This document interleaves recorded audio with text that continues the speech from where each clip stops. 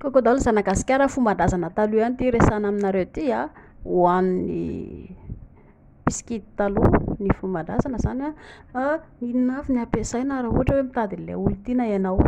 Singana paoma tsara raha ohatra ka hoe ilay paoma efa maina, voasary efa maina, voninkazo raozy raha ny tokony ho izy, izay tsy manana voninkazo de ity no ataoko.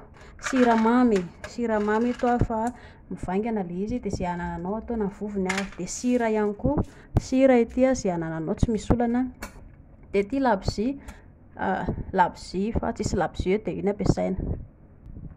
Inona no ataontsika voaloha, ararakitsika ny sira, iny ny sira iny a ao anatin'ny, de ararakitsika siramamy io fa sao de avianao rehefa hoe sira eo a, misy le siramamy mivaingana ireny eny an-tsena tsy misy olana zany zay anananao na siramamy tsy misy olana zany.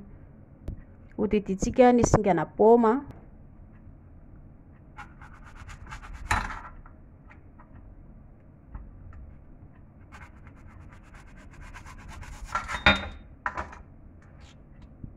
ilay singana paoma raha ny tokony ho izy ilay efa maina. Ohatran'ny kelikely vilia antsika fa alao soloina amin'ilay vilia ngezangeza.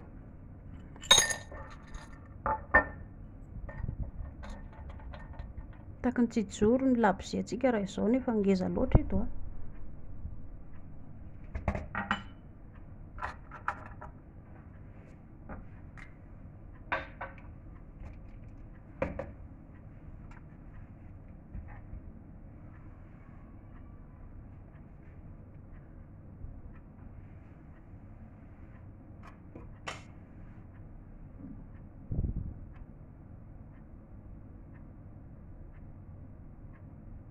Hotetehantsika ny singana voasary makirana,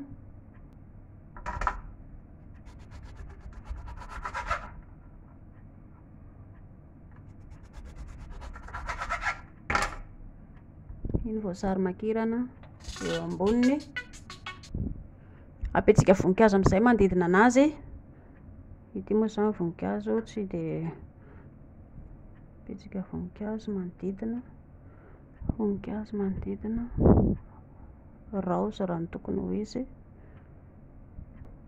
Avy eo soratana ato anaty taratasy kely ny anaran'ny ilay olona, soratana ity ilay labozia, de atao fonosina mitsangana miaraka amin'ilay labozia, mitsangana de atsatoka eo amin'ilay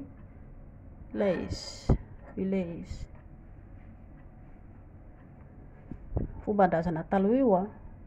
De samy manao zay mampety anazy ihany zany raha ohatra ka manao nareo. Inona avy izy teo, sira, siramamy,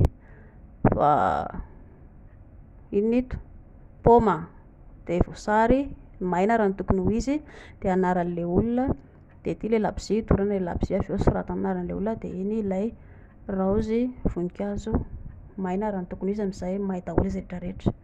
Mahazo toa.